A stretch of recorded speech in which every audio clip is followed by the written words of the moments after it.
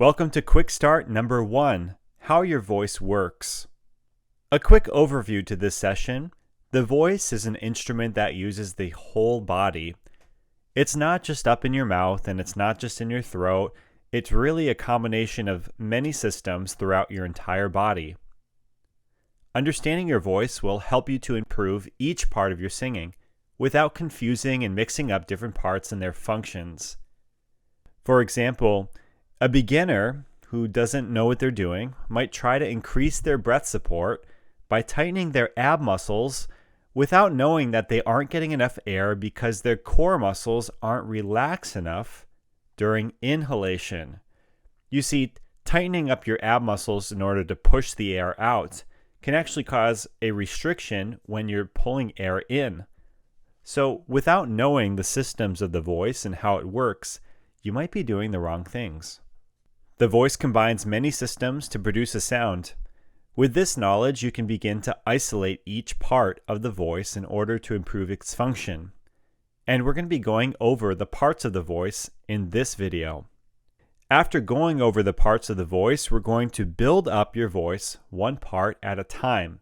So let's crack into this and take a look at how your voice works. Okay, you've probably heard of the diaphragm before, but it's a dome-shaped muscle which sits at the base of the chest and contracts downwards. What that means is that the diaphragm, pictured here as a dome, when it tightens, it actually flattens out and goes downward, and the result is it creates a vacuum effect that pulls air directly into the lungs. Now, when you exhale, the diaphragm simply relaxes and air is pushed back out of the lungs. We'll talk about that more in detail, but it's important to note that the diaphragm is primarily for inhalation, as when it contracts and tightens, it pulls air into the lungs. Now, don't get this confused because this is a common misconception for beginners. The diaphragm doesn't really push air out to create a big sound. It's more passive and it relaxes when the air is going out. Its main purpose is to help you pull air into the lungs. Now, the air that we breathe in travels into the mouth or nose, into the throat, and then into something called the trachea or the windpipe before it gets into the lungs. Take a look at this picture and follow the course of the air into the mouth, into the throat, into the trachea, and into the lungs from there. Now, the larynx, also known as the voice box, sits at the top of the trachea. And the vocal cords, or vocal folds, sit inside the larynx. You've probably heard the term larynx before, but if you haven't, I'm guessing you've heard of the term voice box before. That's where the vocal cords are. Now let's take a closer look at the vocal cords. Here are two sets of vocal cords on the right-hand side. One is for respiration. You can notice that they're opened up. And then the other is for phonation, when they're making a sound and they become closed. Not completely closed, or else no air would get inside and out, but the air can move across them and it allows them to vibrate. So the vocal cords are two bands of smooth tissue that stretch across the larynx, or the voice box. The vocal cords are open during respiration and become more closed during phonation. The air from the lungs causes the vocal cords to vibrate quickly, creating a sound. And the length and the tension of the vocal cords are used to change pitch. So imagine that you have a rubber band in your hand and you stretch it out and then you play it with a finger and it goes ding, ding, ding, ding, ding. Now, if you stretch that even more, and you have a lot of tension, it's going to ring much higher. Ding, ding, ding, ding, ding. And the vocal cords work exactly the same way. When you're singing higher, simply, they're stretched tighter. And when you're singing lower, they are relaxed much more. If you really want to get into this, go onto YouTube and type in "watch vocal cords" and see what comes up, because you'll see exactly how they can work and vibrate and how they get tenser for higher pitches, and they also get more relaxed for lower pitches. So I have good news for you. What you sound like, your characteristic sound, is a combination of the voiced sound from your vocal cords, plus the resonance that you're using, and plus the articulation that you're using.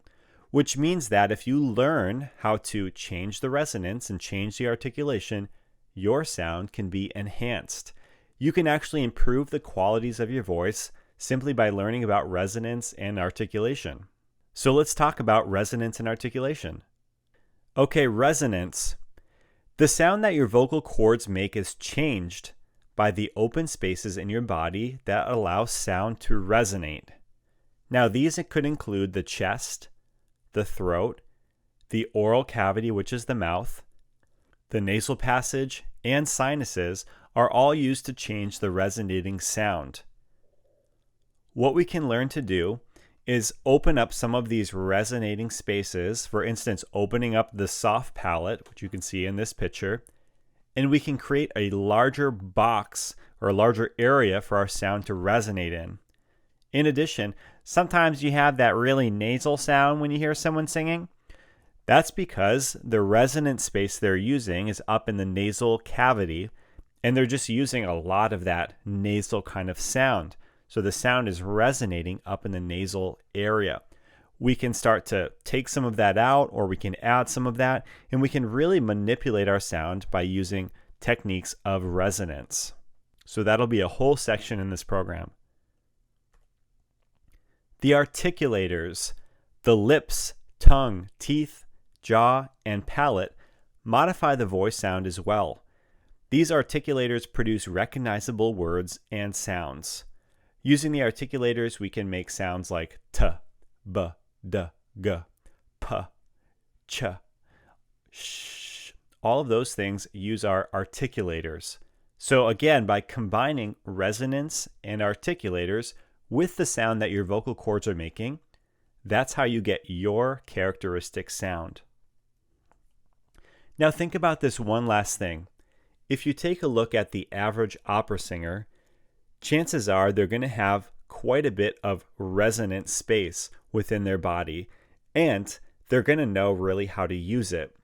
So just by simple physics, the bone structure, the size of these resonant chambers affects the way that a person sounds.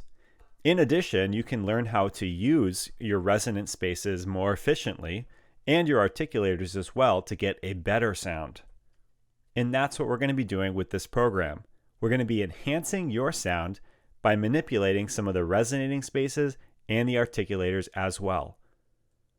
So in summary, understanding your voice allows you to focus on improving each part of your singing. We can isolate the different systems of vocal production to help you enhance your overall quality of sound. Let's get started.